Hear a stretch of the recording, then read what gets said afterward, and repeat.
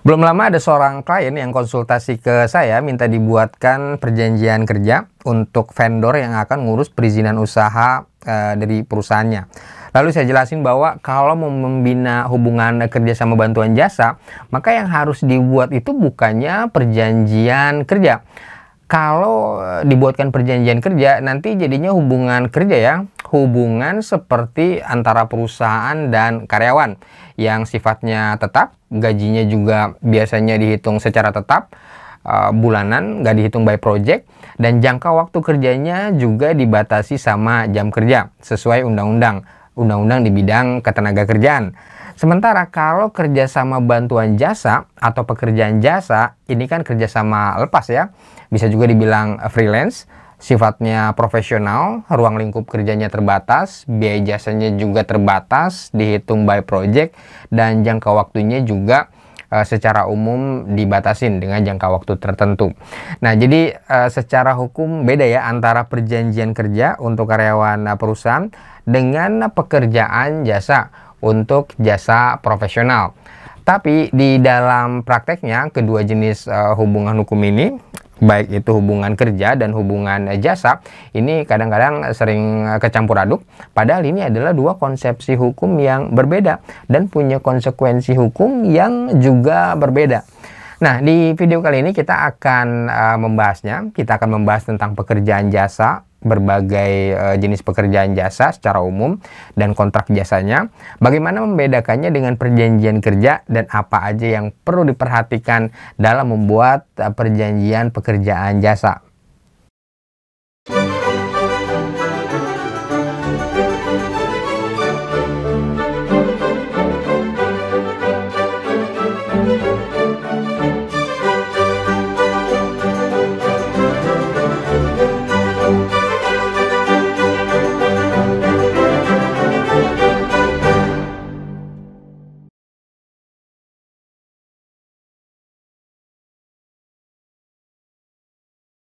Istilah perjanjian kerja sebenarnya ini istilah yang definitif ya. Artinya pengertiannya itu udah dibatasin, punya definisi istilah dan diatur sendiri di Undang-Undang Ketenagakerjaan.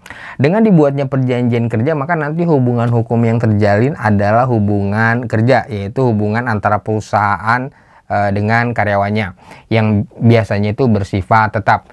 Jadi sebuah perjanjian kerja itu akan mengikat perusahaan dan karyawan ke dalam sebuah hubungan kerja. Ini seperti diatur di Undang-Undang Ketenagakerjaan. Dan konsekuensi selanjutnya, para pihak akan terikat pada undang-undang di bidang ketenagakerjaan, layaknya hubungan antara perusahaan dan karyawannya.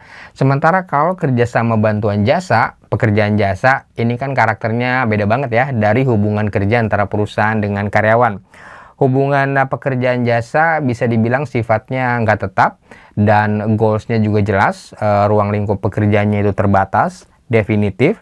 Misalnya ngurusin perizinan usaha sebuah perusahaan, biaya jasanya juga clear, hanya untuk satu proyek pekerjaan jasa, tidak dibayar bulanan seperti layaknya gaji karyawan.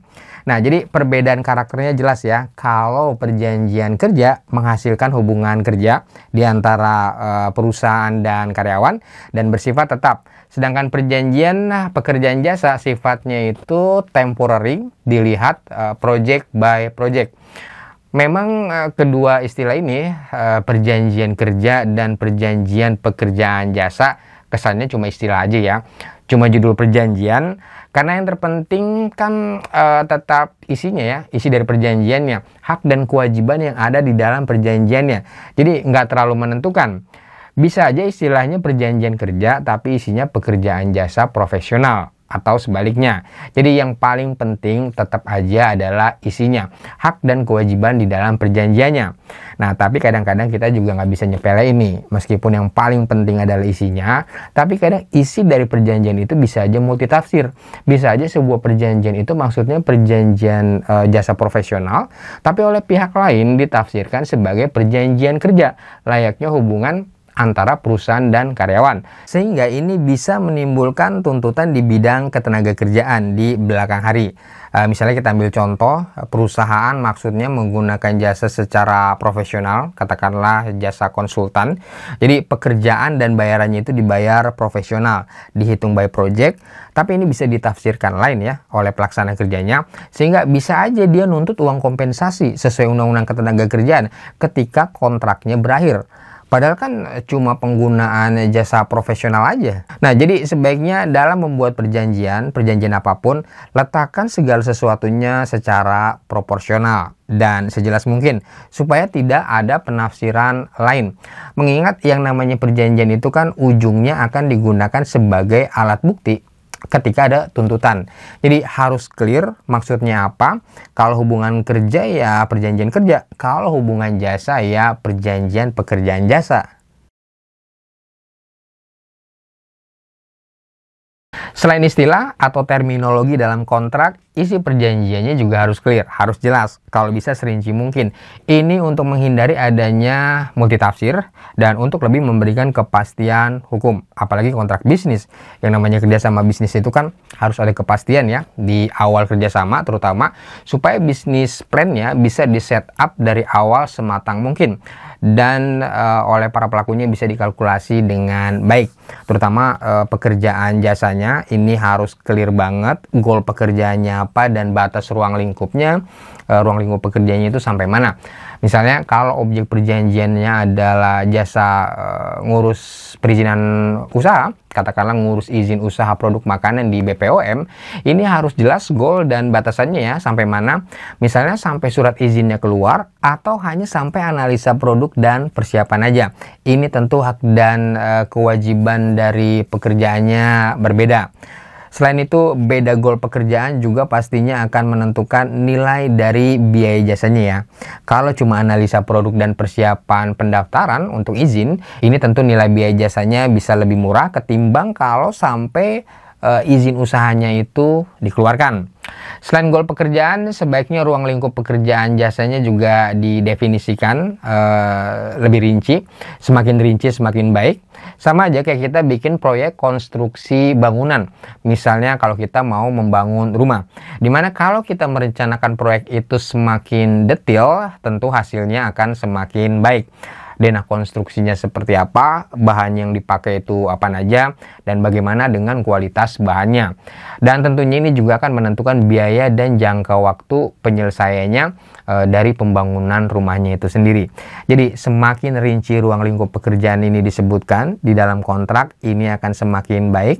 Secara praktis, ruang lingkup itu akan menjadi guidance dalam para pihak menjalankan kerjasama mereka. Termasuk ketika harus membuat kesepakatan bersama di tengah kontrak untuk melakukan penyesuaian pekerjaan. Dan secara hukum tentunya juga akan menjadi alat bukti yang memberikan kepastian hukum lebih kuat.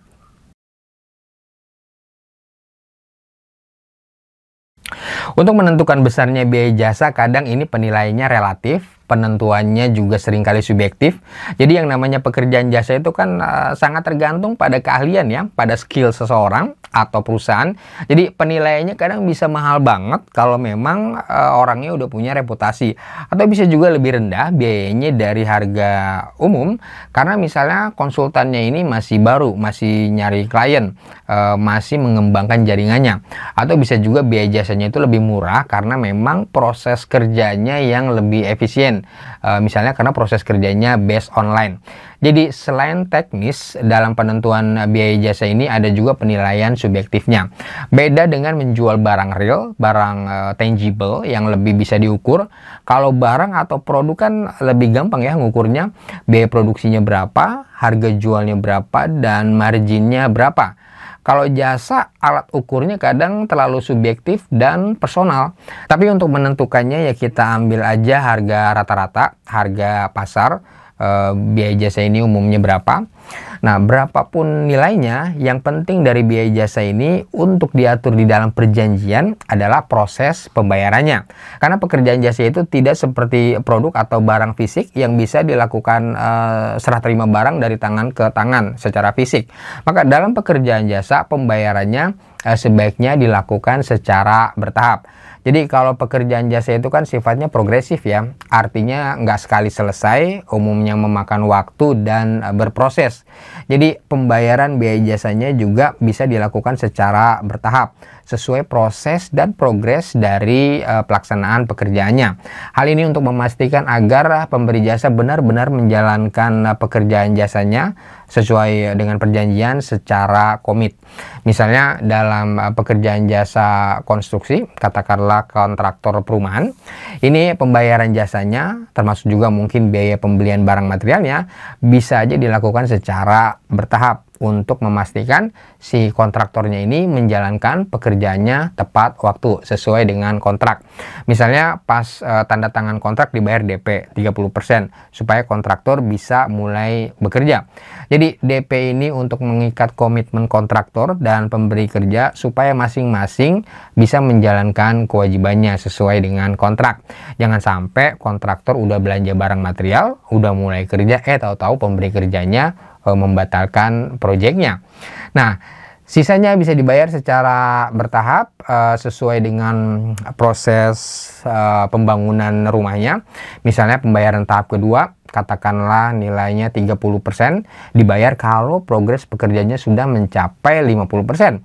Lalu 30% lagi dibayar kalau pekerjaannya udah selesai, udah serah terima, dan sisanya 10% dibayar setelah masa pemeliharaan bangunannya selesai. Jadi masa pemeliharaan ini adalah jangka waktu di mana pemberi kerja memastikan bangunannya aman, atau bisa juga sebagai bentuk masa katakanlah garansi hasil kerja. Nah, jadi pembayaran secara bertahap ini diperlukan ya untuk memastikan bahwa pelaksana kerja atau konsultan pemberi jasa menjalankan pekerjaan jasanya sesuai rencana, tepat waktu, dan sesuai perjanjian. Kalau pekerjaannya itu berprogres sesuai rencana, sesuai kontrak, ya dibayar. Tapi kalau nggak ada progres, ya nggak dibayar.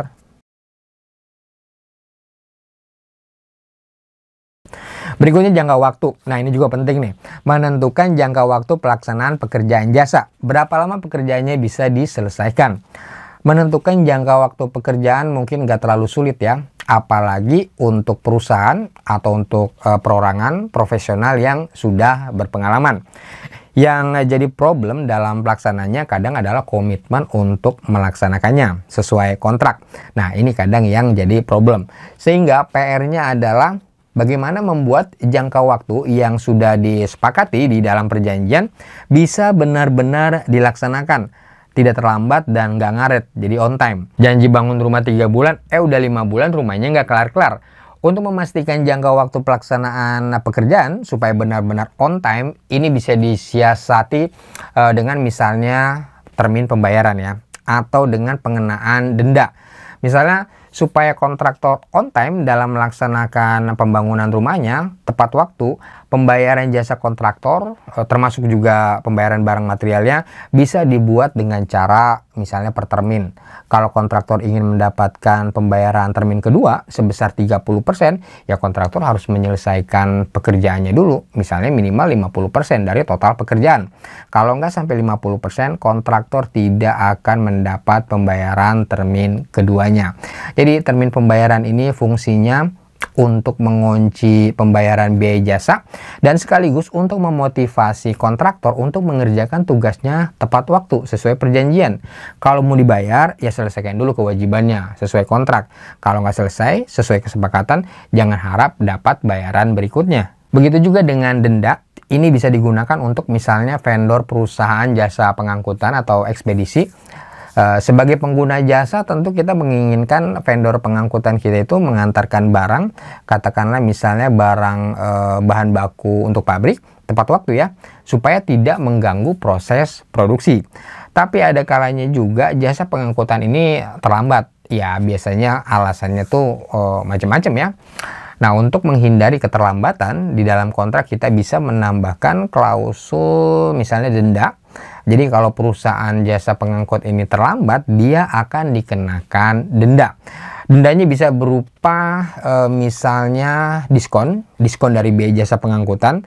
Misalnya kalau pengangkutnya terlambat, dia dikenakan denda keterlambatan berupa diskon biaya jasa pengangkutan.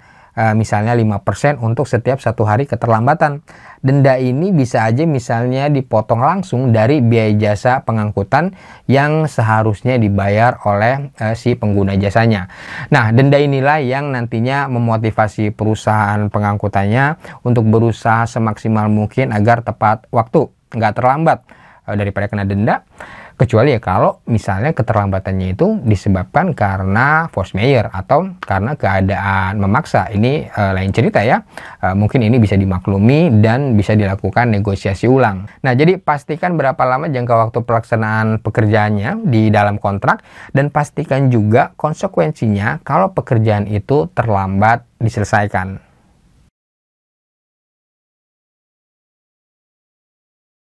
Poin lainnya yang juga kadang suka dilupakan dalam perjanjian pekerjaan jasa adalah hak kekayaan intelektual, HAKI. Hak kekayaan intelektual dari hasil pekerjaan jasa tadi ini punya siapa? Milik pelaksana kerja atau milik dari pemberi kerja? Kadang-kadang ini nggak diatur dalam kontrak dan bisa jadi potensi konflik ke depannya ya. Misalnya pekerjaan jasa fotografer, di mana perusahaan menyewa jasa seorang fotografer untuk membuat foto-foto yang akan digunakan untuk misalnya promosi produk atau untuk company profile atau untuk kalender perusahaan. Nah, ini hak cipta dari foto-fotonya nanti punya siapa? Punya perusahaan, menjadi milik perusahaan pemberi kerja, atau tetap berada di tangan fotografernya. Kalau sesuai undang-undang hak cipta, sebuah hak cipta termasuk foto itu punya 2 hak, ada hak ekonomi dan ada hak moral. Hak ekonomi adalah hak untuk mengeksploitasi sebuah hasil karya cipta secara ekonomi. Dalam hal ini adalah foto si fotografer tadi. Sedangkan hak moral adalah hak penciptanya untuk selalu dicantumkan sebagai pencipta dari karya cipta fotonya atau sebagai fotografernya. Dalam pekerjaan fotografer biasanya memang perusahaan punya hak untuk mengeksploitasi secara ekonomi hasil pekerjaannya ya. Fotonya, misalnya untuk keperluan promosi.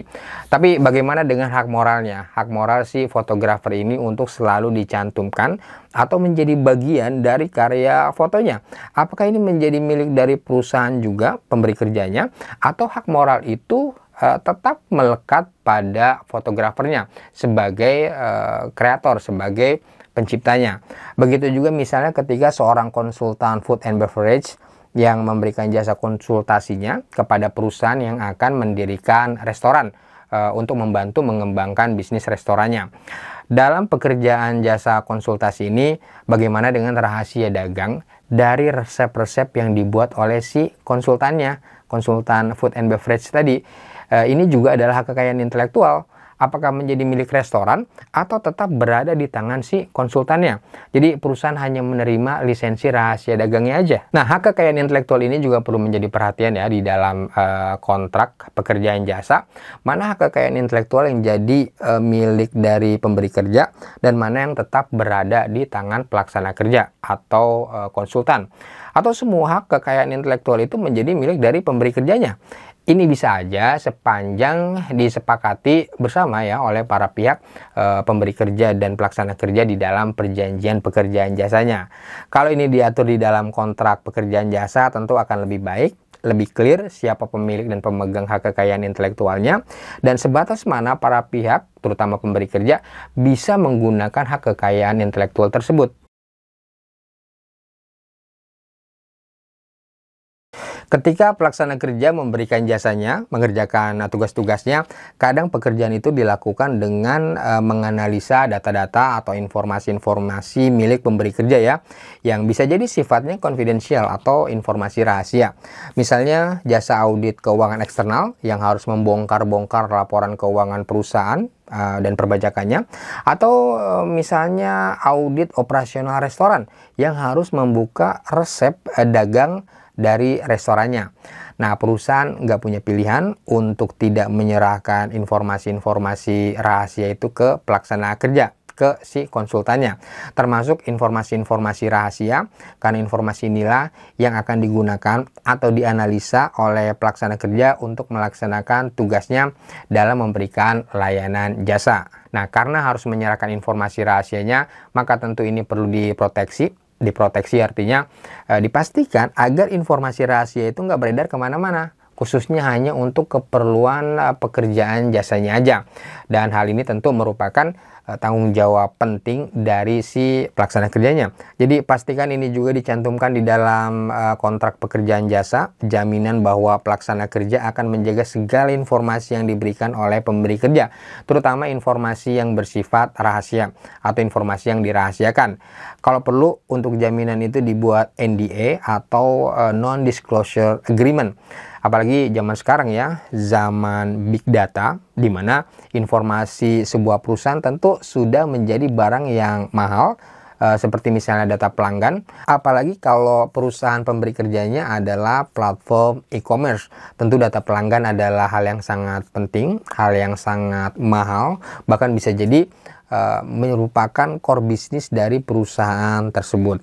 Nah, demikian Sobat Legal Access, itu tadi adalah beberapa hal yang perlu menjadi perhatian dan pertimbangan dalam menyusun kontrak kerjasama pekerjaan jasa di antara pemberi kerja dan pelaksana kerja, khususnya untuk membedakannya dengan perjanjian kerja di antara perusahaan dan karyawan. Semakin rinci kondisi-kondisi tadi dimasukkan ke dalam kontrak, tentu akan semakin baik, akan semakin clear hak dan kewajiban masing-masing pihak, dan akan semakin memberikan kepastian hukum. Demikian informasi ini kami sampaikan, dan salam.